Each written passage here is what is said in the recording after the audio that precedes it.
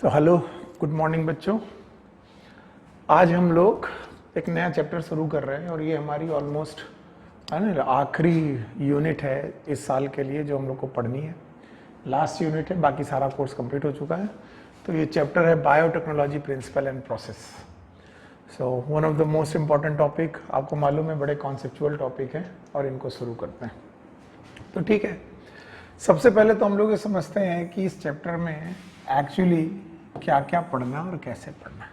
सबसे पहले तो हम इस टर्म को उठा लेते हैं कि what is the meaning of biotechnology, literal meaning of the biotechnology. बताइए बायोटेक्नोलॉजी का लिटरल मीनिंग क्या है। सो याद रखना, बायोटेक्नोलॉजी में हम एक सिंपल सा रे डायग्राम बनाएंगे कि जैसे कि हमारे पास कुछ लिविंग ऑर्गेनिज्म है,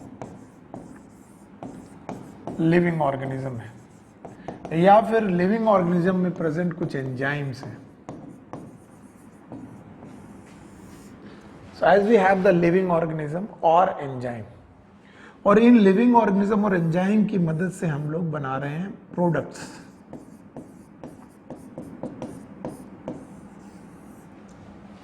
बताइए क्या कर रहे हैं हम लोग। लिविंग ऑर्गेनिज्म या उनमें पाए जाने वाले एंजाइम की मदद से हम लोग कुछ प्रोडक्ट्स बना रहे हैं और इन प्रोडक्ट से ह्यूमन वेलफेयर हो रहा है।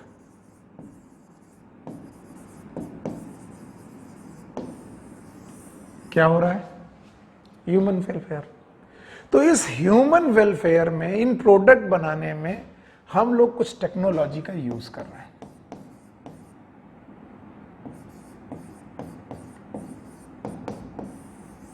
और उसी टेक्नोलॉजी का नाम it is known as biotechnology. तो कोई पूछे व्हाट इज बायोटेक्नोलॉजी, आप क्या बताएंगे? बताइए। It is a use of technology, मैं लिख रहा हूं, use of technology in living organism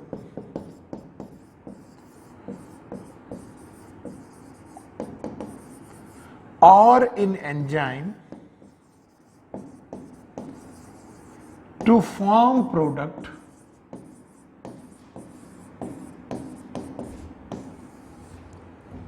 which is useful for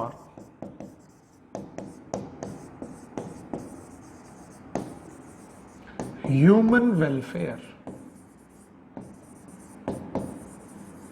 तो ये तो एक बेटा डेफिनेशन हो गई। अब मेरे साथ बोलिए, it is a use of technology, use of technology in living organism or in enzyme to form product for human welfare. What you have to do? जब भी आपको कभी बायोटेक्नोलॉजी बोली जाए, आप इन प्रोडक्ट पे ध्यान दें, इन प्रोडक्ट पे ध्यान दें। पर याद रहे, एक शर्त है कि ये प्रोडक्ट बनाने के लिए हमको लिविंग ऑर्गेनिज्म या एंजाइम की जरूरत पड़ेगी। तो अगर लिविंग ऑर्गेनिज्म या एंजाइम की मदद से हम लोग कोई प्रोडक्ट बना रहे हैं और उस प्रोडक्ट से ह्यूमन वेलफेयर हो रहा है, लेकिन इस प्रोडक्ट बनाने में कुछ टेक्नोलॉजी का यूज कर रहे हैं, तो उसी टेक्नोलॉजी का नाम क्या होगा? Biotechnology. Once more, it is a use of technology in living organism और in enzyme to form product for human welfare. अच्छा, एक रटी रटाई डेफिनेशन हो गई। अगर इस रटी रटाई डेफिनेशन का आप पूछो कि सर क्या एग्जांपल है, तो आज मैं बोलता हूं चलिए आप एग्जांपल देख लीजिए। मैंने कहा कि इन प्रोडक्ट में एक प्रोडक्ट का नाम कर्ड है, दही। अब बताइए, दही बनाने के लिए, दूध से दही बनाने के लिए आपने मिल्क से कर्ड बनाने के लिए क्या किया होगा? मिल्क से कर्ड बनाने के लिए आप लोगों ने लैक्टोबैसिलस नाम का एक ऑर्गेनिज्म यूज किया होगा। ये लिविंग ऑर्गेनिज्म होगा लैक्टोबैसिलस, या फिर इसके एंजाइम को यूज किया होगा। तो मिल्क से कर्ड बनना एक तरीके की टेक्नोलॉजी हुई, and that is known as biotechnology. बोले कर्ड का बनना, बोलते हैं सर ब्रेड का बनना, इस प्रोडक्ट में एक दूसरा प्रोडक्ट है that is known as bread का बनना। बोलते हैं सर वाइन का बनना। अब बताइए, ब्रेड और वाइन बनाने के लिए आप लोगों ने क्या यूज किया होगा? यस, ब्रेड और वाइन बनाने के लिए हम लोग को ईस्ट यूज करना पड़ा, या फिर ईस्ट में पाए जाने वाले एंजाइम को यूज करना पड़ा। तो बेकिंग ईस्ट ब्रेड बनाता है, ब्रूइंग ईस्ट वाइन बनाता है। तो बताइए, ब्रेड या वाइन या फिर कर्ड, ये सब बना लेना, किससे बना रहे हैं हम लोग? ये लिविंग ऑर्गेनिज्म से मिलकर बना रहे हैं। तो it is a use of living organism, sorry, it is a use of technology in living organism to form product and which is useful for human welfare. It is known as biotechnology. अब होता क्या है कि इन biotechnology में हम लोगों को traditionally और मॉडर्न वे में दो तरीके से बायोटेक्नोलॉजी समझनी है। याद रखना, जब भी आपसे पूछा जाए कि सर बायोटेक्नोलॉजी आपको कैसे देखने समझ में आती है, तो याद रखना बायोटेक्नोलॉजी के दो व्यू हैं। एक व्यू है जिन्हें हम लोग बोलते हैं ट्रेडिशनल व्यू, ट्रेडिशनल व्यू, और दूसरे हैं बेटा मॉडर्न मॉलिक्यूलर बायोटेक्नोलॉजी, बायोटेक्नोलॉजी। पर चाहे ट्रेडिशनल व्यू हो चाहे मॉडर्न मॉलिक्यूलर बायोटेक्नोलॉजी हो, दोनों के लिए डेफिनेशन वही रहेगी। मैं एक बार डेफिनेशन आपके सामने फिर से दोहरा लेता हूं, आप लोग देखिए। It is a use of, please एक बार इसे फोकस करिए, it is a use of technology. हमें कोई टेक्नोलॉजी लगानी और कहां लगानी है, या तो लिविंग ऑर्गेनिज्म में लगानी या तो किसी एंजाइम में लगानी। और लिविंग ऑर्गेनिज्म और एंजाइम से लगा करके हम लोग क्या बना रहे हैं, प्रोडक्ट। और प्रोडक्ट किसके लिए यूज होना चाहिए, ह्यूमन वेलफेयर के लिए। तो जैसे कि बेटा मिल्क से कर्ड बनना लैक्टोबैसिलस से, और ईस्ट की मदद से ब्रेड और वाइन बनना, ये सब बायोटेक्नोलॉजी में आएंगे। लेकिन याद रखना ये सारी बायोटेक्नोलॉजी ट्रेडिशनल बायोटेक्नोलॉजी के रूप में जानी जाती है। ट्रेडिशनल बायोटेक्नोलॉजी में हम लोग क्या करते आए, हम लोग हाउस होल्ड बायोटेक्नोलॉजी इसे बोलते हैं, जो हमारे घरों में यूज होती रही है वो बायोटेक्नोलॉजी बोलते रहे। तो ट्रेडिशनल व्यू में हम लोगों ने देखा है कि हमने कर्ड बनाया है, घरों में दही बन रहा है। आप लोगों ने देखा ब्रेड बन रही है। आप यूरोपियन कंट्री में चले जाइए, अमेरिकन कंट्री में चले जाइए, वहाँ चपाती का रूल ही नहीं है, रोटी चपाती का रोल नहीं है, ब्रेड है वहाँ पर। और ब्रेड भी बेटा कैसे यूज हो रही है, बायोटेक्नोलॉजी से बन रही है। या फिर आप वाइन चले जाइए तो ट्रेडिशनल व्यू है। और वाइन का तो इतिहास हमारी इंडिया में भी है। अब आप देसी शराब, देसी दारू बनने के तरीकों में आप लोग वाजिब हो, मालूम होगा आपको कि कैसे सब करते हैं। या नहीं मालूम होगा तो हम लोगों ने सुन रखा है कि सर गांव में लोग मोलेसेस से, किसी जौ के किसी तरीके से वाइन, ये सब देसी शराब बनाते हैं। तो these are the traditional view. लेकिन ट्रेडिशनल व्यू के साथ साथ मॉडर्न मॉलिक्यूलर बायोटेक्नोलॉजी का जन्म हुआ। और मॉडर्न मॉलिक्यूलर बायोटेक्नोलॉजी क्या बोलती है, बोले सर इसमें क्या टेक्नोलॉजी, कि आपने दूध में थोड़ा सा दही मिलाया, सुबह दही बन गया, इसमें क्या टेक्नोलॉजी। तो हमने कहा कि भैया इसमें टेक्नोलॉजी नहीं है। क्यों, क्योंकि आप हाउस होल्ड में कंडीशन में कर्ड बहुत कम बना रहे हो, एक भगोना या एक पतीला आपने बना दिया, कर्ड बन गया। लेकिन modern molecular biotechnology large scale पर प्रोडक्ट बनाती है, या फिर इंडस्ट्रियल स्केल पर प्रोडक्ट बनाती है। लार्ज स्केल पर, इंडस्ट्रियल स्केल पर आपको पता चला कि आपको 100-200 लीटर मिल्क का कर्ड बनाना है, 100 से 200 लीटर मिल्क का कर्ड बनाना है। अब बताइए, ये 100-200 लीटर बड़े बड़े टैंक हैं, या 1000 लीटर का टैंक है, या 500 लीटर का टैंक है। अब इस टैंक में आप मिल्क रख करके कर्ड बनाना चाहते हो, और आपने लैक्टोबैसिलस नाम का ऑर्गेनिज्म या फिर उसका एंजाइम डाला वहां पर कि चलो भाई यहां पर हम लोग लैक्टोबैसिलस डाल करके मिल्क से कर्ड बना देना चाहते हैं। याद रखना ये प्रोसेस इतना स्लो होगा, इतना स्लो होगा कि ये प्रोसेस सही ढंग से हो ही नहीं पाएगा, और मिल्क से कर्ड बनने में, प्रोडक्ट बनने में बड़ी मुश्किलें हैं। तब हम करते क्या है, हम कहते हैं कि सर जी ये प्रोडक्ट बना कैसे, कैसे मिल्क से कर्ड बना। इसके लिए मैंने बहुत पहले आपको बताया था, यहां पर मिल्क एक्ट लाइक सबस्ट्रेट, और किसी भी सबस्ट्रेट से प्रोडक्ट बना रहे हैं हम लोग, तो सबस्ट्रेट से प्रोडक्ट बनाने के लिए हमें क्या चाहिए होगी, सर रिएक्शन चाहिए होगी। और रिएक्शन करने के लिए क्या चाहिए होंगे, सर रिएक्शन करने के लिए हमें एंजाइम चाहिए होंगे। ओके, और सर एंजाइम अगर हमें मिल जाए, रिएक्शन करने के लिए चाहिए होंगे हमें एंजाइम, और अगर एंजाइम चाहिए तो बेटा हमें चाहिए होगी प्रोटीन। ओके, और अगर प्रोटीन चाहिए होगी तो हमें चाहिए होगा एमआरएनए, और अगर हमें एमआरएनए चाहिए होगा तो हमें चाहिए डीएनए। तो अब हम क्या कर रहे हैं कि अपने डीएनए को मॉडिफाई करके अच्छा एमआरएनए बना रहे हैं, अच्छी प्रोटीन बना रहे हैं, अच्छा एंजाइम बना रहे हैं, इसलिए रिएक्शन बढ़िया हो रही है और सबस्ट्रेट से प्रोडक्ट बनने की संभावनाएं बढ़ रही है। सर ये नहीं समझ में आया, ये आउट ऑफ वे चला गया। सर आपने क्या समझाया मैं समझ नहीं पाया। मैंने बोला देखो, घर में दही बनाना, घर में ब्रेड बनाना, वाइन बनाना, ये लो स्केल पर है, लो स्मॉल स्केल पर है। आपने एक भगोना लिया, उसमें दही डाल दिया, बना दिया। अब 1000 लीटर मिल्क से आपको दही बनाना है इंडस्ट्रियल लेवल पर। आप कितना जामन डालेंगे, कितना दही डालेंगे कि वो पूरा दूध दही में कन्वर्ट हो जाए, बड़ा मुश्किल है। क्योंकि हमें मालूम है दूध से दही बनाने के लिए हमें एक बैक्टीरिया चाहिए, नाम है लैक्टोबैसिलस। अब बताओ लैक्टोबैसिलस ये काम कैसे करता होगा? तो मुझे ये बताना है कि लैक्टोबैसिलस का अपना एक डीएनए होगा। Lactobacillus will have its own DNA. Her bacteria अपना डीएनए रखता है, और लैक्टोबैसिलस के डीएनए से बन रहा होगा एमआरएनए, और उस एमआरएनए से बन रही होगी प्रोटीन, प्रोटीन से बन रहा होगा एंजाइम। तो बताओ ये एंजाइम किसका है? लैक्टोबैसिलस का है। और अगर लैक्टोबैसिलस का ये एंजाइम दूध में पड़ा हुआ है तो यहां पर milk will act like substrate, और ये मिल्क किस में कन्वर्ट हो रहा? कर्ड में। तो बताओ मिल्क से कर्ड बनाने के लिए व्हाट वी नीड? एंजाइम। किसका एंजाइम? लैक्टोबैसिलस का। एंजाइम बनाने के लिए क्या चाहिए? प्रोटीन। किसकी प्रोटीन? लैक्टोबैसिलस की। प्रोटीन बनाने के लिए क्या चाहिए? एमआरएनए। किसका एमआरएनए? लैक्टोबैसिलस का। और मीनवाइल अगर मैं बोलूं कि सर लैक्टोबैसिलस में एमआरएनए बनाने के लिए क्या चाहिए? डीएनए। तो डीएनए तो ये लेकर के पैदा हुआ। अब देखो कितनी सिंपल सी कहानी हो गई।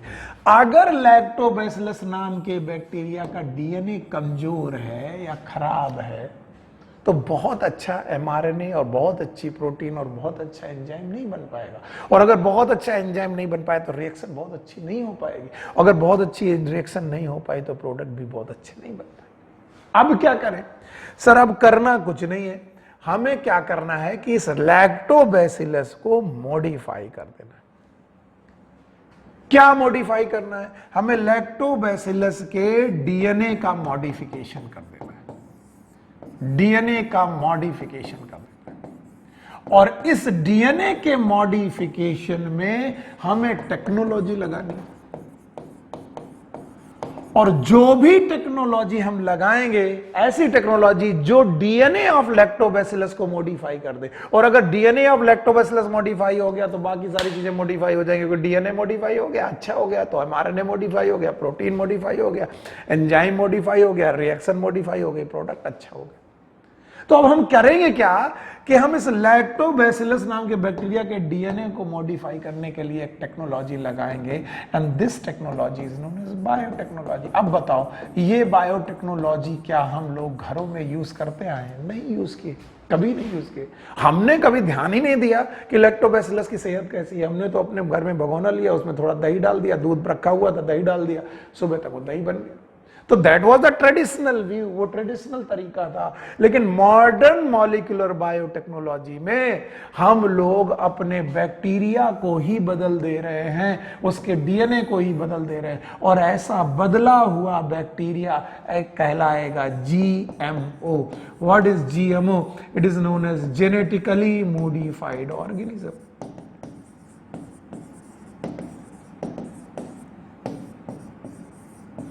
तो अगर मैं जेनेटिकली मॉडिफाइड ऑर्गेनिज्म की मदद से मिल्क को कर्ड में कन्वर्ट करने की कोशिश कर रहा हूं, then this is not a traditional way, this is a modern molecular biotechnology.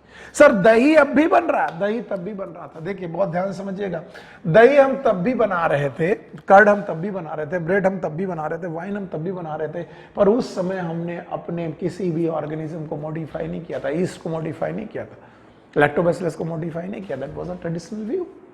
और आज हम फिर से दही बना रहे, ब्रेड बना रहे, वाइन बना रहे, लेकिन अब की बार जो माइक्रो ऑर्गेनिज्म हमने उठाए हैं वो माइक्रो ऑर्गेनिज्म नेचुरल नहीं है, उनके डीएनए को मॉडिफाई किया गया। और डीएनए को मॉडिफाई कैसे किया गया?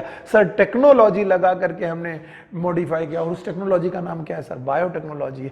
ऐसे माइक्रो ऑर्गेनिज्म जो मॉडिफाई हो गए उनका नाम रखा गया GMO. And what is GMO? It is known as genetically modified organism. And these genetically modified organism जब भी यूज किए जाएंगे प्रोडक्ट बनाने में, they will represent the modern molecular biotechnology. और मैंने आपको शुरुआत में ही कहा था कि बेटा जब भी बायोटेक्नोलॉजी की डेफिनेशन आप ध्यान दें तो आप अपना पूरा नजर इस प्रोडक्ट में लगा के रखें। Once more, what is biotechnology? मेरे साथ बोलिएगा, आपको मजा आएगा। It is a use of technology in living organism और in enzyme to form product for human welfare, and these product may be curd, may be curd may be bread, may be wine. Curd बनाने के लिए lactobacillus, bread और wine बनाने के लिए east. तो हम लोगों ने बहुत आसानी से पढ़ रखा है। याद रखना बायोटेक्नोलॉजी में हमें प्रोडक्ट पे बहुत फोकस रखना है ना। प्रोडक्ट बन रहे हैं तो प्रोडक्ट बनाने के लिए माइक्रो ऑर्गेनिज्म कैसे यूज हो रहे हैं, अगर हम उन माइक्रो ऑर्गेनिज्म में कोई भी बदलाव नहीं कर रहे तो ऐसी हाउस होल्ड ट्रेडिशनल व्यू में, ट्रेडिशनल व्यू बोलते हैं, ट्रेडिशनल बायोटेक्नोलॉजी बोलते हैं, और ऐसी ट्रेडिशनल बायोटेक्नोलॉजी में हम लोगों ने घरों में बनाए हैं कर्ड, ब्रेड, वाइन। लेकिन आजकल मॉडर्न मॉलिक्यूलर बायोटेक्नोलॉजी में भी कर्ड, ब्रेड, वाइन बन रही हैं, लेकिन नॉर्मल माइक्रो ऑर्गेनिज्म यूज नहीं हो रहे। उन माइक्रो ऑर्गेनिज्म का यूज हो रहा है, वो माइक्रो ऑर्गेनिज्म यूज हो रहे हैं जो इस प्रोडक्ट को लार्ज स्केल में बनाने के लिए उन माइक्रो ऑर्गेनिज्म को मॉडिफाई किया जा रहा है, उनके डीएनए को मॉडिफाई किया जा रहा है। और डीएनए मॉडिफाई हुआ तो क्या होगा, मेरे साथ बोलिएगा, अगर डीएनए मॉडिफाई हुआ तो डीएनए से मॉडिफाई हो जाएगा एमआरएनए। सेंट्रल डॉगमा बोलता है जैसा डीएनए वैसा एमआरएनए वैसी protein, and all enzymes are protein. तो डीएनए मॉडिफाई तो एमआरएनए मॉडिफाई, तो प्रोटीन मॉडिफाई तो एंजाइम मॉडिफाई, एंजाइम मॉडिफाइड तो reaction modified, reaction modified the product. अच्छा, सो अब आपने देखा कि हमारे पास दो मेन व्यू हैं, एक ट्रेडिशनल बायोटेक्नोलॉजी और एक मॉडर्न बायोटेक्नोलॉजी। अच्छा, इस मॉडर्न मॉलिक्यूलर बायोटेक्नोलॉजी में कुछ और चीजें हम लोगों ने ऐड की हैं, जैसे आजकल हम लोग इन विट्रो फर्टिलाइजेशन कर रहे हैं, इन विट्रो फर्टिलाइजेशन कर रहे हैं और टेस्ट ट्यूब बेबी बना रहे हैं। तो कुछ बच्चे तो बोलते हैं क्या बेबी टेस्ट ट्यूब में पैदा हो सकते हैं? नहीं, टेस्ट ट्यूब में बेबी पैदा नहीं होते, लेकिन इनिशियल प्रोसेस ऑफ फर्टिलाइजेशन, याद रखना, हम एक टेस्ट ट्यूब लेते हैं, इस टेस्ट ट्यूब में हमने स्पर्म डाला और ओवा डाला। स्पर्म और ओवा दोनों हैप्लॉइड है, इन स्पर्म और ओवा दोनों को हम लोगों ने फर्टिलाइज किया टेस्ट ट्यूब में, जाइगोट बना, टोयन बना जाइगोट। अब इस जाइगोट को 8, 16, 32 सेल तक हम लोग यहीं पर ग्रो करने देंगे। जब ये जाइगोट मोरिउला स्टेज की तरफ जाएगा, इस मोरिउला स्टेज से उठा करके हम लोग फिर नॉर्मल किसी भी फीमेल के यूट्रस में इसे प्लेस करेंगे। इनकी टेक्नोलॉजी हमने आपको ART में पढ़ा रखी है, असिस्टेड रिप्रोडक्टिव टेक्नोलॉजी में पढ़ा रखी है, ICSI पढ़ा रखी है, जेफ्ट, गेफ्ट, ये सारी चीजें पढ़ा रखी है।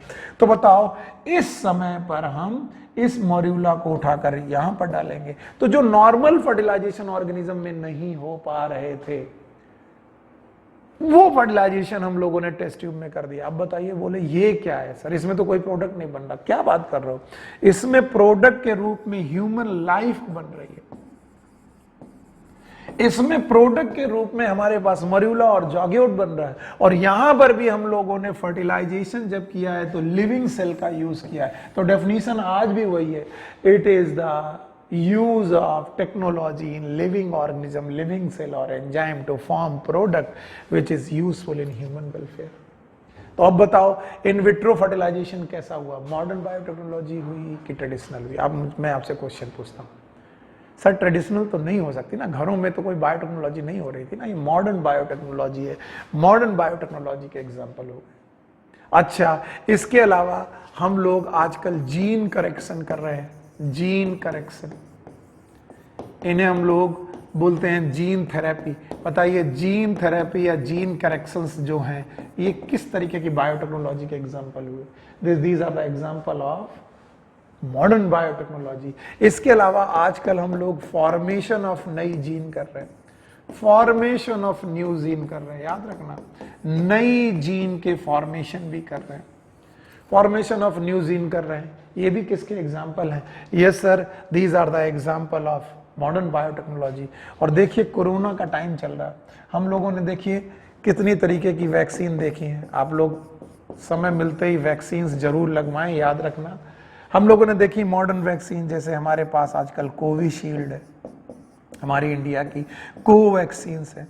अब बताइए, इन कोविशील्ड और कोवैक्सीन को बनाने के लिए हम लोगों ने क्या यूज किए होंगी? टेक्नोलॉजी यूज की होगी, टेक्नोलॉजी यूज की होंगी। किस पर यूज की गई होंगी ये टेक्नोलॉजी? जो हमारा वायरस है, वायरस के पास कुछ बेटा ग्लाइकोप्रोटीन्स होगी, वायरस के पास अपना कुछ RNA होगा, उसका कुछ जेनेटिक मटेरियल होगा, उनकी मदद से मिल करके हमने वैक्सीन तैयार की। तो ऐसी नहीं कि केवल कोविशील्ड और कोवैक्सीन ही केवल मॉडर्न बायोटेक्नोलॉजी के एग्जाम्पल है, बहुत सारी वैक्सीन है, इन्फ्लुएंजा वैक्सीन है, इसके अलावा चिकन पॉक्स वैक्सीन है, जिसमें मॉडर्न बायोटेक्नोलॉजी का यूज करके हम लोग नई नई वैक्सीन बना रहे हैं। तो इस तरीके से बायोटेक्नोलॉजी का यूज हो रहा।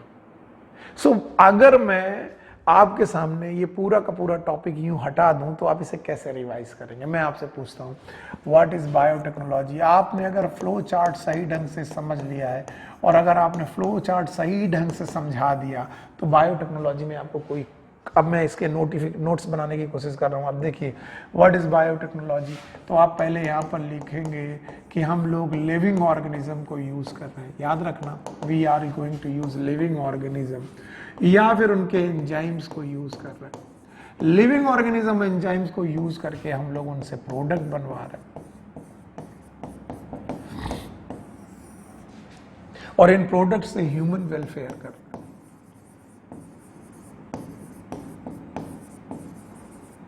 Human welfare. तो सर, इस ह्यूमन वेलफेयर और प्रोडक्ट बनाने के दौरान हम लोगों ने कुछ टेक्नोलॉजी यूज की। अब बताओ, what are those technologies known as? क्योंकि वन मोर लास्ट टाइम मैं एक बार आपको इसका बेसिक बात पढ़ा देना था, use of technology in living organism and enzyme to form product for human. अच्छा, अभी आपसे पूछा जाए कि बायोटेक्नोलॉजी के दो मेन व्यू क्या क्या हैं, तो आप बता दोगे कि सर बायोटेक्नोलॉजी के दो मेन व्यू हमें मालूम है। इनमें से एक है sir traditional view, traditional biotechnology. दूसरा तरीके का कौन सा सर है? Sir modern molecular biotechnology, modern molecular biotechnology. Sir दोनों के एग्जाम्पल क्या क्या है? बहुत आसान है। ट्रेडिशनल में हम लोगों ने कर्ड बनाए हैं, ब्रेड बनाई है घरों में, वाइन बनाई है, एटसेट्रा। ये सब ट्रेडिशनल बायोटेक्नोलॉजी के एग्जांपल है। तो सर मॉडर्न बायोटेक्नोलॉजी में भी यस, हम लोग कर्ड बना रहे हैं, ब्रेड बना रहे हैं, तो फिर सर अंतर क्या हुआ? और वाइन बना रहे हैं, लेकिन हम ये इंडस्ट्रियल स्केल पर बना रहे हैं, इंडस्ट्रियल स्केल पर। और इंडस्ट्रियल स्केल पर बनाने के लिए हम लोग नॉर्मल बेटा ऑर्गेनिज्म नहीं यूज कर रहे हैं, जीएमओ यूज कर रहे हैं। What is GMO? These are known as genetically modified organism. इसके अलावा 4 एग्जाम्पल और हैं, अभी अभी मैंने बताया। One is known as in vitro fertilisation,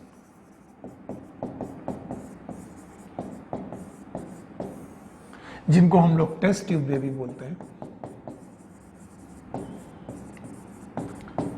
इसके अलावा हम लोग क्या कर रहे हैं बेटा? जीन करेक्शन कर रहे हैं,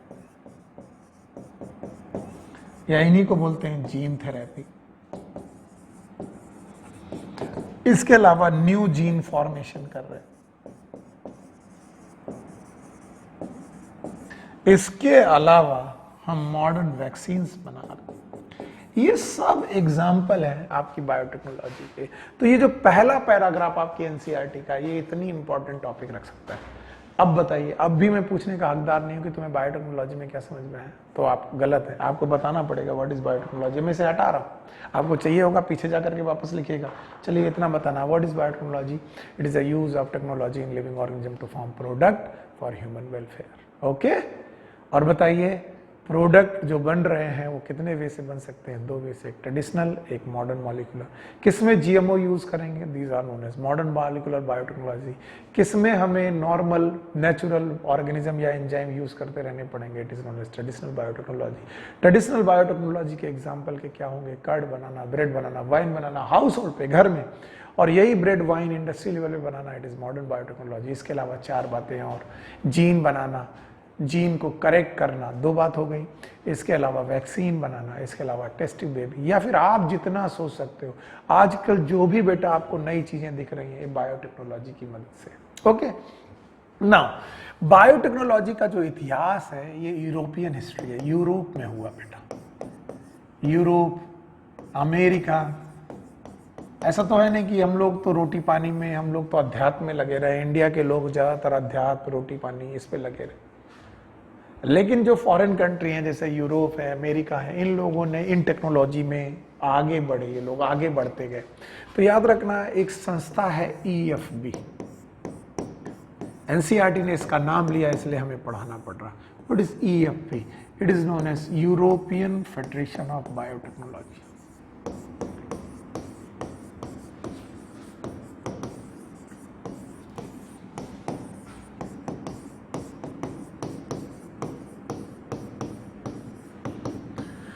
यूरोपियन फेडरेशन ऑफ बायोटेक्नोलॉजी। और यूरोपियन फेडरेशन बायोटेक्नोलॉजी ये ऐसा फेडरेशन है जिसने पहली बार ट्रेडिशनल एंड मॉडर्न व्यू को आपस में जोड़ दिया। ट्रेडिशनल एंड मॉडर्न व्यूज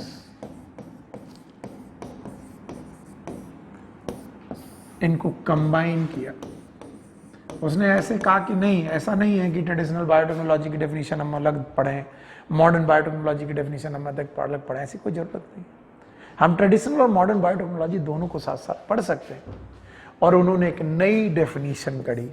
आप अपनी एनसीईआरटी देखेंगे तो आपकी एनसीईआरटी में चैप्टर में पहले ही पेज में लिखा है, it is a integration of, what is definition of, what is the definition of European Federation of biotechnology. Biotechnology की डेफिनेशन क्या दी गई? It is a integration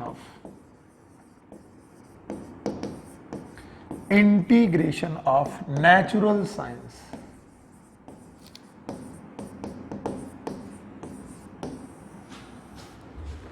integration of natural science. तो अब आप कहेंगे सर किससे इंटीग्रेट किए दे रहे हैं नेचुरल साइंस? इस दुनिया में जितनी भी बायोलॉजी है वो सब नेचुरल साइंस ही है। Bacteria, virus, human, animal, these all of them are known as natural, they are the part of natural science। हम सब नेचुरल साइंस के पार्ट है। ओके, चल रहा है, ठीक है। तो अब बताओ इस नेचुरल साइंस यानी बैक्टीरिया, वायरस, इन सबको क्या करना है? तो बोले इनका इंटीग्रेशन करना है। तो बोले किसके साथ इंटीग्रेशन करना है? It is integration of natural science and organism. अब मैं लिख रहा हूं पॉइंट, आपको डेफिनेशन ये बतानी पड़ेगी, एंड ऑर्गेनिज्म। तो मेरे साथ बोलिए, it is a integration of natural science and organism. अच्छा, ऑर्गेनिज्म हो गई। ऑर्गेनिज्म के साथ इंटीग्रेशन के साथ साथ organism and cells and part of cells and molecular analogues. ये डेफिनेशन कई बार बच्चों को बहुत मुश्किल में आती है कि सर ये क्या कहना चाह रहे हैं। देखो बहुत आसान है, अपने बॉडी को देखो, आप एक ऑर्गेनिज्म हो। तो किसी भी नेचुरल साइंस का, नहीं जो विज्ञान हम नेचुरल साइंस पढ़ रहे हैं वो मेरे साथ इंटीग्रेट कर दी जाए, मैं ऑर्गेनिज्म हूं, मेरे साथ इंटीग्रेट कर दी जाए, या फिर मेरी सेल के साथ इंटीग्रेट कर दी जाए, या फिर मेरे सेल के अंदर घुस जाओ, पार्ट ऑफ सेल के साथ किया कर दिया जाए, या फिर पार्ट ऑफ सेल के अंदर जो डीएनए है, जो प्रोटीन है, यानी जो मॉलिक्यूलर एनालॉग्स है, उनके साथ मेरा इंटीग्रेट कर दिया जाए, एंजाइम के साथ कर दिया जाए। तो ये सब इंटीग्रेशन क्यों किए जा रहे हैं? टू फॉर्म प्रोडक्ट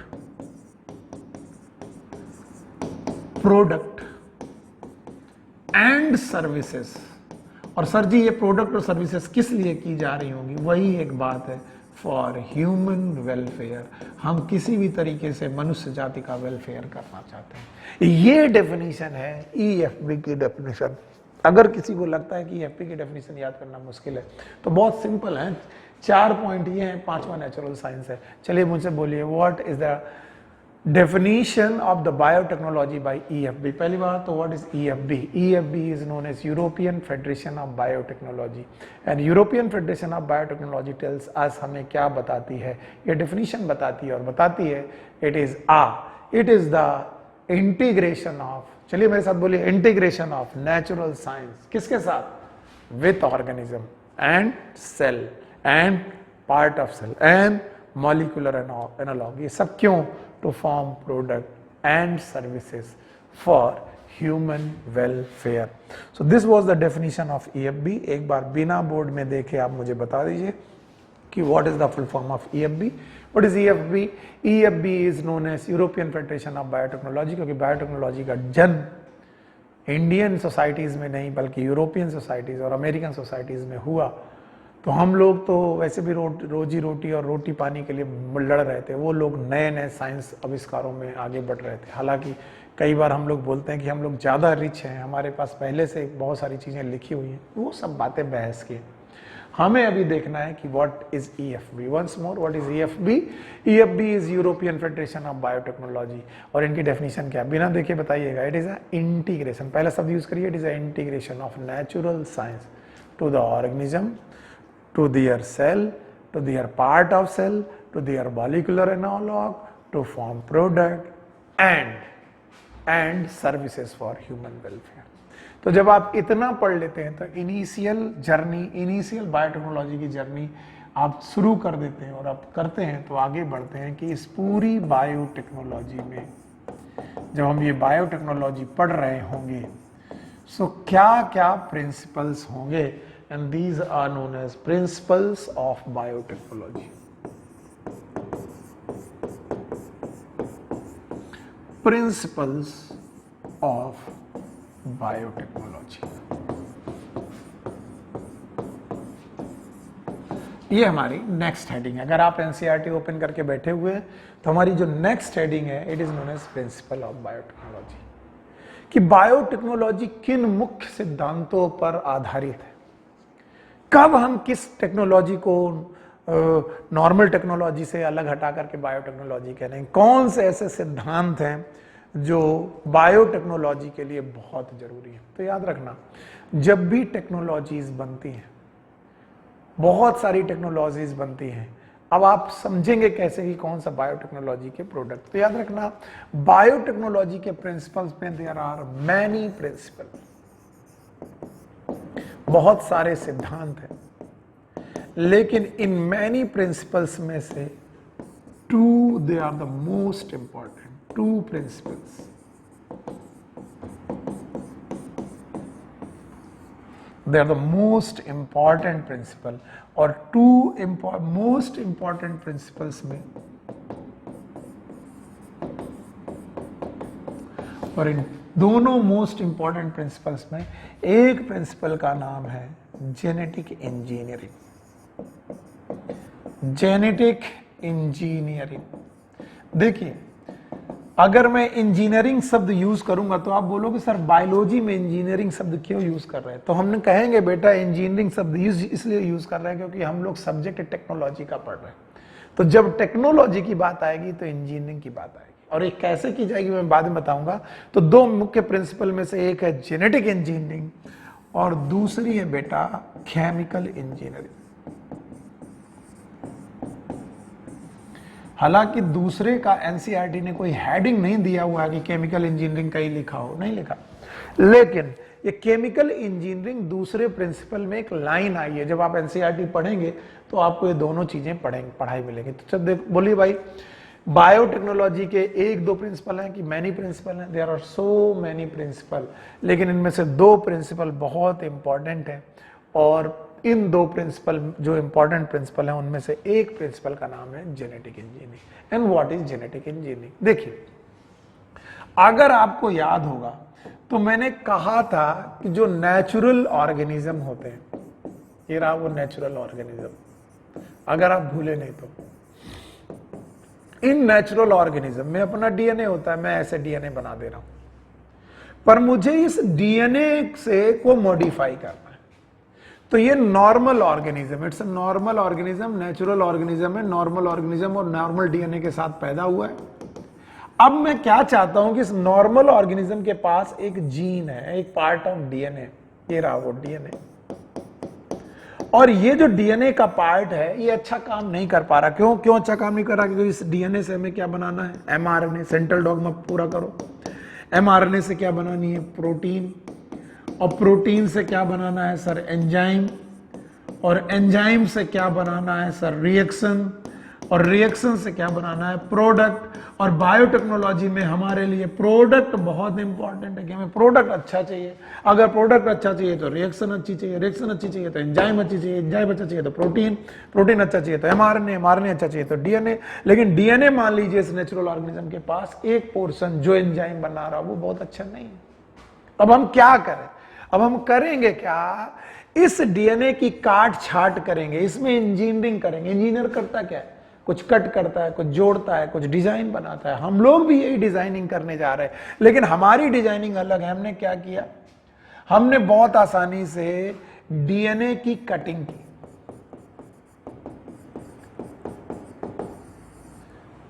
अब डीएनए की कटिंग करने के बाद यहां पर नया डीएनए का पोर्शन, मॉडिफाइड डीएनए आकर यहां पर जोड़ दिया, और जब नया डीएनए यहां पर जोड़ दिया, कटिंग की, और नया डीएनए एडिंग की, ऐड मतलब अच्छे डीएनए की एडिंग की। तो बताओ, पहले यहां से पुराना डीएनए कट किया, old DNA cutting, new DNA adding किया, और जब न्यू डीएनए एडिंग किया तो हमारे पास जो ऑर्गेनिज्म बना उसका नाम क्या हुआ? जीएमओ। अब बताओ हम लोग कर क्या रहे? डीएनए की काट छांट कर, तो डीएनए को कट कर रहे, डीएनए को बना रहे, नया डीएनए उसमें ऐड कर रहे, और जब ऐसा किया तो हमारा ऑर्गेनिज्म नॉर्मल ऑर्गेनिज्म से किस में कन्वर्ट हो गया? जीएमओ। और अगर ये जीएमओ में कन्वर्ट हो गया तो इसका डीएनए बेहतर हो गया, इसलिए एमआरएनए बेहतर बनाएगा, प्रोटीन बेहतर बनाएगा, एंजाइम बेहतर बनाएगा, रिएक्शन अच्छा करेगा, प्रोडक्ट अच्छा। तो मैं आपसे पूछता हूं कि अगर हमारा पहला सिद्धांत जेनेटिक इंजीनियरिंग है तो हम जेनेटिक इंजीनियरिंग में करते क्या होंगे? हम जेनेटिक इंजीनियरिंग में सर कुछ नहीं करते, सिंपल काम करते हैं। हमारे पास डीएनए का जो भी केमिकल नेचर था, पुराना केमिकल नेचर, उस केमिकल नेचर को बदल करके हम लोग नया डीएनए बना देते हैं। तो it is alteration of the DNA, alteration of DNA and its chemical nature.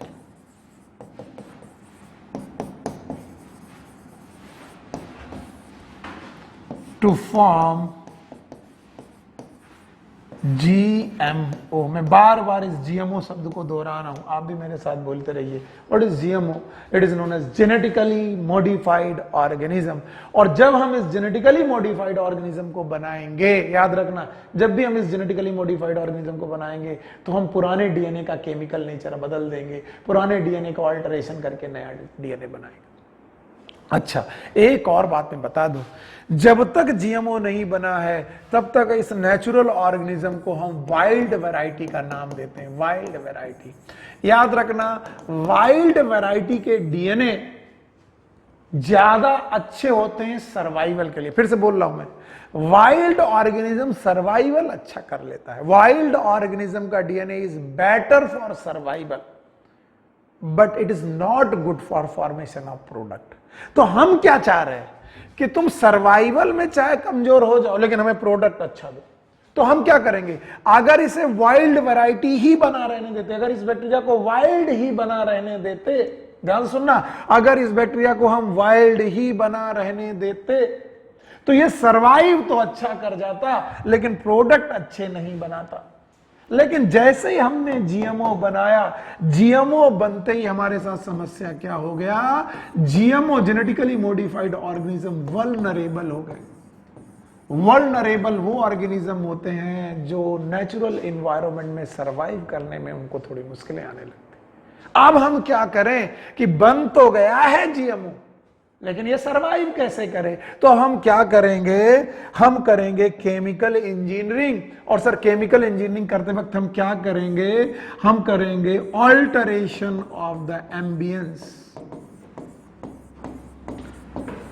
Ambience, ambience का मतलब होता है वातावरण, माहौल। जिस जगह पर भी बेटा हमारा जीएमओ रह रहा है वहां पर जीएमओ के रहने लायक कंडीशन बनाएंगे। क्यों? क्योंकि जीएमओ बेटा वल्नरेबल है और अगर इसे ऐसे ही छोड़ दिया जाएगा तो ये मर जाएगा।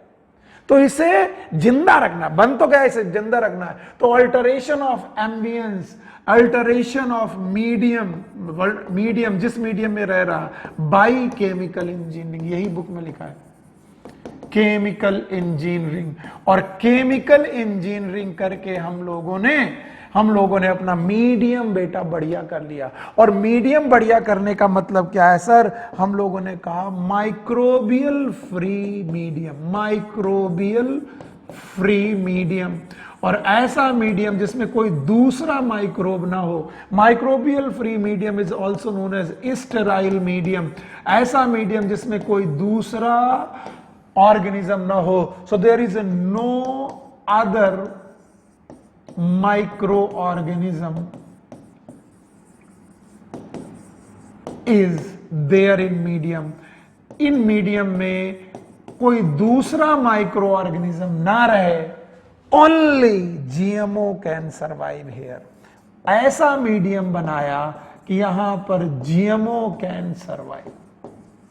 कई बार बच्चे मुझसे पूछते हैं कि सर आपने तो लिखा है माइक्रोबियल फ्री, तो जीएमओ भी तो माइक्रोब हुआ, लेकिन यहां पर माइक्रोबियल फ्री उन माइक्रो ऑर्गेनिज्म के लिए बात कर रहे हैं हम जो अनवांटेड हैं। हम अनवांटेड माइक्रो ऑर्गेनिज्म को यहां नहीं रहना देना चाहते हैं, क्योंकि वो अनवांटेड माइक्रो ऑर्गेनिज्म हमारे जीएमओ को मार सकते हैं। अब आप पूछोगे सर जीएमओ क्यों माने, जीएमओ तो बड़ा मॉडिफाइड हो गया। अरे बेवकूफ, पहले ही बोला था मैंने, wild variety is better for survival. वो सर्वाइव कर सकते हैं, जंगली लोग सर्वाइव कर सकते हैं, वाइल्ड वेराइटी सर्वाइव कर जाती है। लेकिन अगर वो मॉडिफाई हो गए, अब खुद सोचो, जब मानो जंगलों में रहता था तो सर्वाइवल ज्यादा अच्छे थे। आजकल हम लोग एसी में रह करके अपने सर्वाइवल को कितना कमजोर करते जा रहे हैं। तो जितना हम मॉडिफाई होते जाएंगे, सर्वाइवल के चांसेस गड़बड़ होते जाएंगे। और यही कहानी हमारी वाइल्ड वैरायटी ऑफ बैक्टीरिया पे भी लगती है कि wild variety of bacteria survival के लिए अच्छी थी, लेकिन प्रोडक्ट खराब बनते थे। और हम पेटा नजर जमाए हैं कि प्रोडक्ट अच्छा बने, और प्रोडक्ट अच्छा बनाने के लिए हमने क्या कर दी, जेनेटिक इंजीनियरिंग। और जेनेटिक इंजीनियरिंग करने से सबसे बड़ा घाटा ये हुआ कि प्रोडक्ट तो अच्छा बनेगा, लेकिन घाटा ये हुआ कि ऑर्गेनिज्म वल्नरेबल हो गया और इसके मरने के चांसेस बढ़ गए। तो हमने कहा भैया जो बच्चा हमने बनाया है, जीएमओ बनाया है, उसे जिंदा भी तो रखना है। और जिंदा रखने के लिए हमने क्या किया कि पहले हमने डीएनए बदला था वो जेनेटिक इंजीनियरिंग से, अब मैंने माहौल बदला, मीडियम बदला, और उस मीडियम को माइक्रोबियल फ्री कर दिया, दूसरे माइक्रोब से अलग कर दिया, हटा दिया, ऐसा कर दिया जिसमें दूसरा माइक्रोब ना रहे और उसमें केवल जीएमओ सर्वाइव करे। और जीएमओ सर्वाइव करे तो प्रोडक्ट बना सके।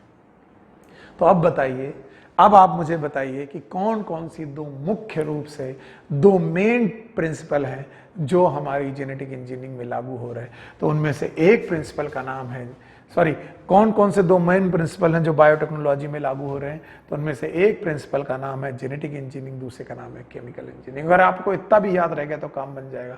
सो बायोटेक्नोलॉजी के प्रिंसिपल ऑफ बायोटेक्नोलॉजी में बहुत सारे प्रिंसिपल हैं, लेकिन एनसीईआरटी इनमें से दो प्रिंसिपल आपको पढ़ाती है। पहला प्रिंसिपल है जेनेटिक इंजीनियरिंग, दूसरा है केमिकल इंजीनियरिंग। वो बच्चे हमेशा मुझे सही लगते हैं जो अपने दिमाग में कॉन्सेप्ट बनाते हैं। अगर मैं कुछ ना लिखूं और पूछूं what is genetic engineering and what is chemical engineering, तो क्या आप इन्हें अलग अलग बता पाओगे? अगर बता पाओगे तो मुझे बताइए what is genetic engineering. Genetic engineering is the alteration of the DNA of micro organism. यहां पर हम माइक्रो ऑर्गेनिज्म के डीएनए को अल्टर कर रहे हैं। हम डीएनए को बदल रहे, और अगर डीएनए बदलने लगा, माइक्रो ऑर्गेनिज्म का डीएनए बदलने लगा, बताइए तो बताइए वो और माइक्रो ऑर्गेनिज्म वही रहेगा कि जीएमओ हो जाएगा? इट विल बी जीएमओ, हो जाएगा जीएमओ। और ठीक, और दूसरा बेटा टेक्नोलॉजी है केमिकल इंजीनियरिंग। तो उस बदले हुए जीएमओ को हम लोग बदले हुए एनवायरनमेंट में रखेंगे, एंड द बदला हुआ environment is known as microbial free environment, और उसको हम लोग करेंगे केमिकल इंजीनियरिंग से। तो दो मुख्य प्रिंसिपल हैं जिनके ऊपर बायोटेक्नोलॉजी चालू होती है, बट अब जिन पे बायोटेक्नोलॉजी डिपेंडेंट है। खैर, इस बायोटेक्नोलॉजी की शुरुआत और इसके कॉन्सेप्ट के लिए हमें कुछ बातें याद रखनी पड़ेंगी। आपको कुछ बातें मुझे को आपसे डिस्कस करनी है। कैसे बायोटेक्नोलॉजी की शुरुआत हुई होगी और कैसे क्या क्या हुआ होगा। अच्छा, क्या आपको हाइब्रिडाइजेशन टेक्निक्स याद है? हाइब्रिडाइजेशन टेक्निक्स अगर नहीं आए तो मुझे अब बताता हूं। मैं यहां पर एक पेरेंट लेता था, पेरेंट ए, चलो इसको मेल लेता हूं। दूसरा मैं एक पेरेंट लेता था, let support is a parent B. चलो हम लोग एग्जांपल के साथ ही चलते, जो मैंने हाइब्रिडाइजेशन पढ़ा था। चलो ये व्हीट है, गेहूं है ये, और चलिए गेहूं में हम लोग क्या कर रहे हैं कि ये जो पेरेंट ए है, इसके पास प्रोडक्टिविटी ज्यादा है, ज्यादा है, लेकिन जो पेरेंट बी है इसकी प्रोडक्टिविटी कम है। ओके, याद रखना, पेरेंट ए में डिसीज सेंसिटिव है, यानी इसको बीमारी लग जाती है। प्रोडक्टिविटी अच्छी है लेकिन इसको बीमारी लग जाती है। लेकिन जो पेरेंट बी है, इट इज नोन एज, ये जो पेरेंट है डिसीज रेजिस्टेंट है। तो आप दोनों गेहूं के पौधे देख रहे हैं, एक की प्रोडक्टिविटी अच्छी है लेकिन डिसीज लग जाती है, एक की प्रोडक्टिविटी खराब है लेकिन ये डिसीज रेजिस्टेंट है। अब हम चाहते हैं एक ऐसा प्लांट है जिसमें इन दोनों प्लांट की अच्छी अच्छी बातें आ जाए। बताओ इस प्लांट में क्या अच्छी बात है कि प्रोडक्टिविटी ज्यादा है, और इस प्लांट में क्या अच्छी बात है, इसका डिसीज रेजिस्टेंट ज्यादा है। तो अब हम क्या करते हैं, इनकी क्रॉस ब्रीडिंग करा देते हैं। क्रॉस ब्रीडिंग याद करो, क्या कराते हैं, cross breeding. What is cross breeding? ऐसा थोड़ी ना क्रॉस बना देता क्रॉस ब्रीडिंग। क्रॉस ब्रीडिंग के दौरान हम लोगों ने जिसका जो मेल है उसका पॉलन ग्रेन उठाया होगा और जो फीमेल है उसकी स्टिग्मा में डाल दिया होगा। तो क्रॉस ब्रीडिंग एक प्रकार का सेक्सुअल रिप्रोडक्शन हुआ। It is the sexual reproduction. और इस सेक्सुअल रिप्रोडक्शन की वजह से कभी कभी, नॉट ऑलवेज, कभी कभी हमें एक हाइब्रिड प्लांट मिल जाता है। ये भी गेहूं का पौधा, ये बहुत सुना होगा, हाइब्रिड प्लांट।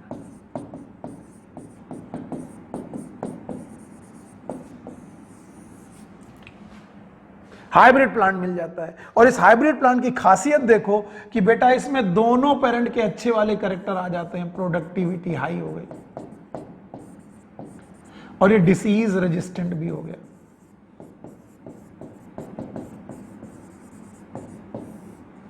हाई प्रोडक्टिविटी हो गई और ये डिसीज रेजिस्टेंट भी हो गया। अब हम लोगों ने कहा कि ये हाइब्रिड जो बना है वो इन दोनों पेरेंट पे सुपीरियर है। हमने इस कंडीशन को बोला हाइब्रिड विगर, और हम ही को इसको बोला हाइब्रिड सुपीरियरिटी।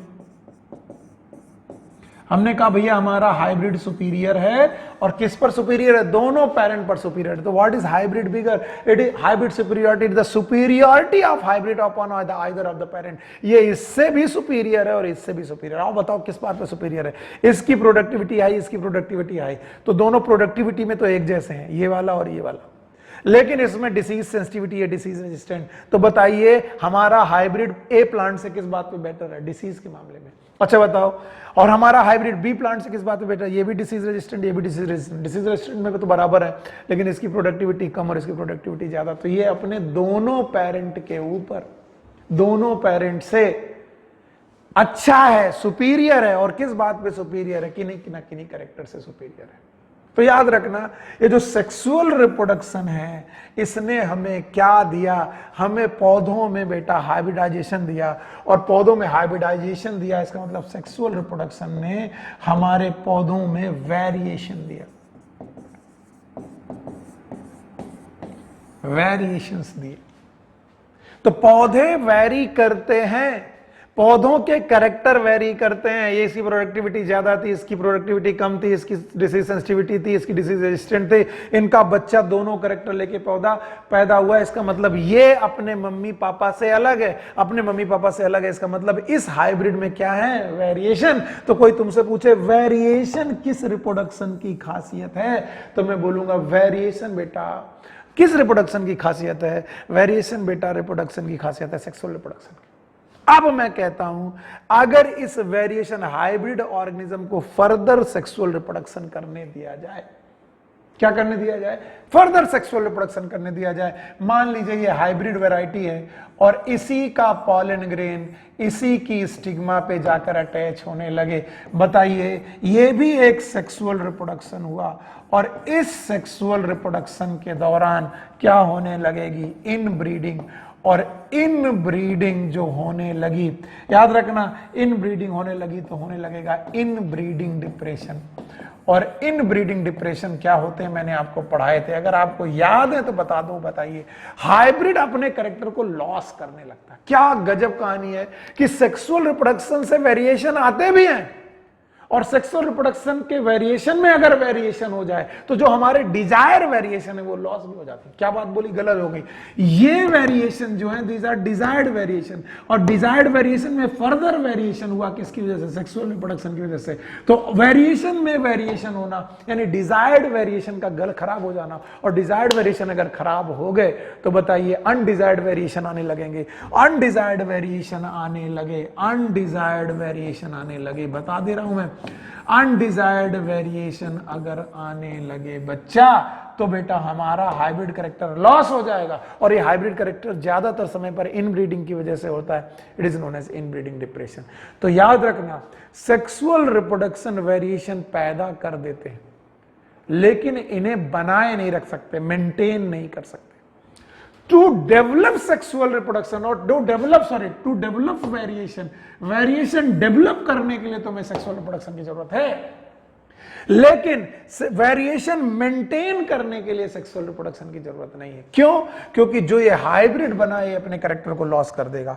अब आप कहो कि सर हाइब्रिड हमेशा हाइब्रिड ही बना रहे, हाइब्रिड अपने बच्चों को भी पैदा करे तो वो हाइब्रिड ही बने, ये सर कब पॉसिबल है? ये तब पॉसिबल है जब हाइब्रिड का बच्चा हाइब्रिड जैसा हो, यानी क्लोन हो। और क्लोन कब बनते हैं मुझे बताइए आप? क्लोन तब बनते हैं जब एसेक्सुअल रिप्रोडक्शन हो। तो याद रखना, अगर आपको वेरिएशन बनाने हैं तो सेक्सुअल रिप्रोडक्शन करने हैं, और अगर वेरिएशन मेंटेन करने, जो वेरिएशन बन गया है उसे मेंटेन करना है, तो हमें एसेक्सुअल रिप्रोडक्शन करना है। कितनी गजब बात इस पैराग्राफ में दी गई है। पेज नंबर 194 है। जैसे ही आप प्रिंसिपल ऑफ बायोटेक्नोलॉजी खत्म करेंगे, उसके बाद दोनों प्रिंसिपल पढ़ने के जस्ट बाद एक पैराग्राफ है, बहुत ब्यूटीफुल पैराग्राफ है, कि अगर आप वेरिएशन चाहते हैं तो आप सेक्सुअल रिप्रोडक्शन कराएं, और अगर वेरिएशन आप मेंटेन रखना चाहते हैं, जो वेरिएशन आ चुका है वो फर्दर बदले नहीं, उसे मेंटेन रखना चाहते हैं, तो एसेक्सुअल रिप्रोडक्शन करना चाहते हैं। तो याद रखना, हाइब्रिड बनाना is due to sexual reproduction, और हाइब्रिड को मेंटेन रखना इट इज एसेक्सुअल रिप्रोडक्शन। याद करो, एसेक्सुअल रिप्रोडक्शन में हाइब्रिड से हाइब्रिड बनाने के लिए मैंने कभी आपको एपोमिक्सिस पढ़ाई थी, यानी apomixis is a type of asexual reproduction, जो एसेक्सुअल रिप्रोडक्शन का टाइप है, लेकिन किस तरह बिहेव करता है, it behave like sexual reproduction. तो भाइयों बहनों, हमें क्या समझना है कि सर ये बड़ी अच्छी बात है। अब इन अच्छी बात से हमको यहां पर बायोटेक्नोलॉजी में क्या लेना देना? बायोटेक्नोलॉजी में क्या लेना देना, याद रखना, जब हमने हाइब्रिड बनाया था तो हमने एक स्पर्म लिया था, ये स्पर्म क्या, मेल गैमीट लिया था, और एक फीमेल गैमीट लिया था, ये रहा फीमेल गैमीट। अब मेल गैमीट में जितने भी क्रोमोसोम होंगे, जितना भी डीएनए होगा, उसमें कोई एक जीन ऐसी रही होगी जो प्रोडक्टिविटी के लिए रही होगी। याद रखना, दूसरे पेरेंट में वो प्रोडक्टिविटी की जीन खराब होगी, पर उसकी बेटा डिसीज रेजिस्टेंट की जीन अच्छी होगी। इसकी डिसीज रेजिस्टेंट की जीन खराब होगी, तो इसकी प्रोडक्टिविटी की जीन अच्छी थी, इसकी प्रोडक्टिविटी की जीन खराब थी, इसकी डिसीज रेजिस्टेंट की जीन अच्छी थी, और इसकी बेटा डिसीज रेजिस्टेंट की जीन खराब थी। अब इन दोनों को हम लोगों ने क्या किया, आपस में बेटा इनका सेक्सुअल रिप्रोडक्शन उन्होंने दिया। अब इनसे एक सेल बनी, ये दो सेल थी, ये भी हैप्लॉइड सेल थी, गैमीट था, ये भी हैप्लॉइड सेल थी, गैमीट था। अब जाइगोट बना, जाइगोट बनते वक्त ये दोनों क्रोमोसोम आमने सामने आ गए। अब जब दोनों आमने सामने आ गए तो एक क्रोमोसोम में प्रोडक्टिविटी का जीन आ गया, देखिए, और दूसरे क्रोमोसोम में डिसीज रेजिस्टेंट का जीन आ गया, और डिसीज रेजिस्टेंट का जीन भी एक्सप्रेस हो गया और प्रोडक्टिविटी का जीन भी एक्सप्रेस हो गया। ये तभी पॉसिबल है तब, या जब ये दोनों जीन या तो डोमिनेंट हो, और या तो फिर यहां पर भी दोनों, अगर रेसेसिव है तो दोनों होमोजाइगस रेसेसिव कंडीशन में। खैर, हमें क्या लेना देना, हमें केवल इतना मालूम रखना है कि अब जो हमारा ऑर्गेनिज्म है उसमें प्रोडक्टिविटी और डिसीज रेजिस्टेंट दोनों कैरेक्टर आ गए, और ये हमारा हाइब्रिड था। पर इसमें एक अजीब बात है कि productivity is a desired gene. Yes, productivity gene का डिजायर्ड जीन है, ये हमारा डिजायर्ड जीन है, ये हमें चाहिए। डिसीज रेजिस्टेंट भी बेटा डिजायर्ड जीन है, ये हमें चाहिए अपने बच्चे में। लेकिन क्या यहां हवा भरी है? ये हवा थोड़ी ना भरी है, ये हवा थोड़ी ना भरी है। यहां पर भी कुछ जीन है, और ये जीन जो होंगे ये अनडिजायर्ड जीन होंगे। यहां पर जो जीन है, ये वाले जो जीन है, ये जो जीन है, ये जो जीन होंगे, ये भी अनडिजायर्ड जीन होंगे। तो याद रखना, जब भी हम लोग व्हेनेवर, जब कभी भी हम लोग हाइब्रिडाइजेशन करेंगे, सेक्सुअल रिप्रोडक्शन करेंगे या एसेक्सुअल रिप्रोडक्शन करेंगे, यहां पर एक दो जीन ट्रांसफर नहीं होंगे, सारे जीन ट्रांसफर होंगे। और याद रखना, हाइब्रिडाइजेशन में डिजायर्ड के साथ अनडिजायर्ड जीन भी आ जाएंगे, डिजायर्ड जीन के साथ साथ अनडिजायर्ड जीन भी आ जाएंगे। तो हाइब्रिडाइजेशन एक बहुत अच्छी टेक्निक थी, बहुत बढ़िया थी, अच्छा चल रहा था सब कुछ, हमें बायोटेक्नोलॉजी की जरूरत नहीं थी। लेकिन बायोटेक्नोलॉजी की जरूरत क्यों हुई? क्योंकि बेटा हाइब्रिडाइजेशन में डिजायर्ड के साथ अनडिजायर्ड जीन भी आ गए। अब मैं किसी एक ऑर्गेनिज्म की कल्पना करता हूं, ये जो विशुद्ध दूसरा ऑर्गेनिज्म है, इसके पास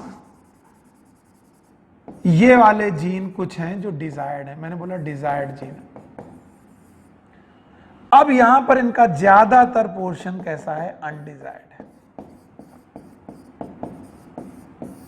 और हम चाहते हैं कि इस ऑर्गेनिज्म से हम दूसरा ऑर्गेनिज्म बनाएं, न्यू ऑर्गेनिज्म बनाएं। तो सर न्यू ऑर्गेनिज्म तो बनता था हाइब्रिडाइजेशन से भी, दो पेरेंट्स को आपस में क्रॉस करा दो। अगर दो पेरेंट को आपस में क्रॉस करा देते थे तो हम क्या करते थे? डिजायर्ड के साथ अनडिजायर्ड जीन भी पा जाते थे। तो हमने कहा कि सर कुछ ऐसा हो कि हमें और अनडिजायर्ड जीन नहीं चाहिए। अगर हमने हाइब्रिडाइजेशन किया तो किसी दूसरे ऑर्गेनिज्म के क्रोमोसोम को लाना पड़ेगा, और उस दूसरे ऑर्गेनिज्म के भी बहुत सारे अनडिजायर्ड बच्चों में आ जाएंगे। तो सर बोला ये जो हमारा पेरेंट है इसी को हमें मॉडिफाई करना, और बिना हाइब्रिडाइजेशन के मॉडिफाई करना है, और बिना हाइब्रिडाइजेशन के मॉडिफाई करके केवल और केवल अनडिजायर्ड जीन हटानी है, डिजायर्ड जीन ऐसी बनी रहे। तो बोले कैसे कर सकते हैं? बोले कुछ नहीं कर सकते, उस अनडिजायर्ड जीन वाले पोर्शन की कटिंग कर दो, जीन कटिंग कर दो, ठीक है। और इस अनडिजायर्ड वाली पोजीशन पर, याद रखना, इस अनडिजायर्ड पोजीशन पर नया जीन ट्रांसफर कर दो, न्यू जीन ट्रांसफर कर दो, जीन ट्रांसफर कर दो। और जब नया जीन ट्रांसफर होगा तो पुराने डीएनए के साथ नया जीन जो बनेगा, it is known as recombinant DNA. और इस रिकॉम्बिनेंट डीएनए से बने हुए इस ऑर्गेनिज्म को एसेक्सुअली रिप्रोड्यूस होने दो, और एसेक्सुअली रिप्रोड्यूस होने दो तो इस रिप्रोडक्शन ऑर्गेनिज्म के, इस ऑर्गेनिज्म के बनने लगेंगे क्लोन्स। और अगर क्लोन्स बनने लगे तो जब डीएनए का क्लोन बनेगा तो डीएनए में जो रिकॉम्बिनेंट डीएनए बना है वो उसका भी क्लोन बन जाएगा। It is known as gene cloning. और देखिए इस जीन क्लोनिंग के दौरान हमने किसी अनडिजायर्ड और अलग से अनडिजायर्ड जीन को नहीं पाया। जो हमारी अनडिजायर्ड जीन थी उस जगह कट करके नई डिजायर्ड जीन कर दी, डिजायर्ड जीन का ट्रांसफर कर दिया। तो याद रखना बायोटेक्नोलॉजी हाइब्रिडाइजेशन से अलग कैसे है। हाइब्रिडाइजेशन करने के चक्कर में, कुछ डिजायर्ड जीन पाने के चक्कर में हम बहुत सारी अनडिजायर्ड जीन भी ले लेते थे, लेकिन बायोटेक्नोलॉजी हमें सुविधा देती है कि अगर हमें डिजायर्ड जीन चाहिए तो वहां पर डिजायर्ड जीन इंट्रोड्यूस करो बिना किसी अनडिजायर्ड जीन को लिए, और इस दौरान आप क्या करेंगे? जीन ट्रांसफर, रिकॉम्बिनेंट डीएनए और gene cloning. So there are 3 main step: gene transfer, recombinant DNA technology, DNA technology and gene cloning. और ये तीनों के तीनों बेटा स्टेप हमारी बायोटेक्नोलॉजी के मेन स्टेप है। तो जब आप पैराग्राफ पढ़ेंगे तो उस पैराग्राफ में पहले 15-20 मिनट तक या पहले 5-10-15-20 लाइनें आपको समझाई गई हैं कि जब हाइब्रिडाइजेशन चल रहा था तो सेक्सुअल रिप्रोडक्शन चल रहे थे, ये सेक्सुअल रिप्रोडक्शन चल रहा था, सब कुछ मजे से चल रहा था। तो हाइब्रिडाइजेशन की टेक्निक इतनी बढ़िया थी कि हरित क्रांति आ गई, ग्रीन रिवॉल्यूशन आ गया। ग्रीन रिवॉल्यूशन आने के बावजूद भी हमें फर्दर क्यों मॉडिफिकेशन की जरूरत पड़ी? क्योंकि हाइब्रिडाइजेशन टेक्निक में भी समस्या थी। हाइब्रिडाइजेशन टेक्निक में यह होता था कि वहां कोई पार्ट ऑफ जीन ट्रांसफर नहीं होते थे, पूरा जीनोम ट्रांसफर होता था। और पूरा जीनोम ट्रांसफर होकर के जब नया ऑर्गेनिज्म बनता था तो उस नए ऑर्गेनिज्म के पास डिजायर्ड जीन भी होते थे, अनडिजायर्ड जीन भी होते थे।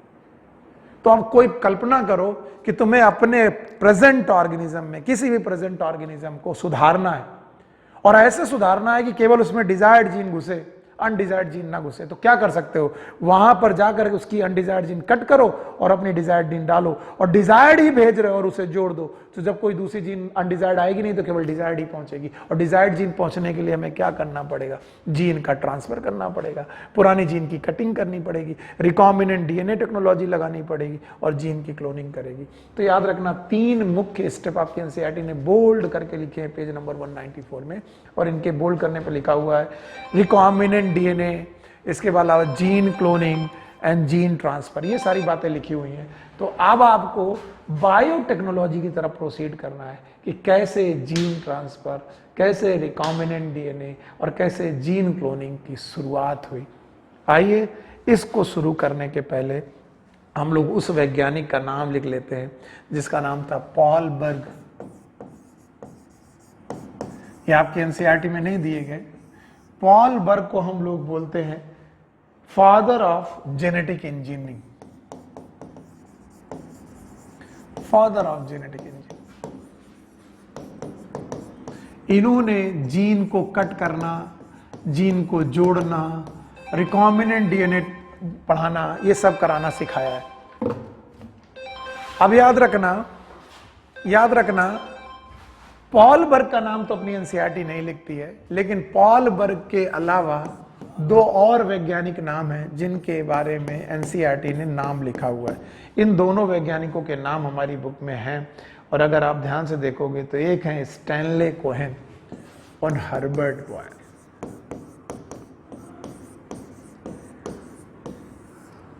And Herbert Boyer.